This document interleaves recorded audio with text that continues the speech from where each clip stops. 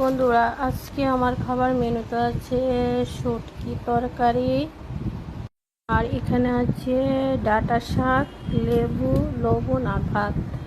আর এখানে আমি শুটকি তরকারি নিয়ে নিয়েছি। তো আমি ভাত খেতে বসে পড়েছি।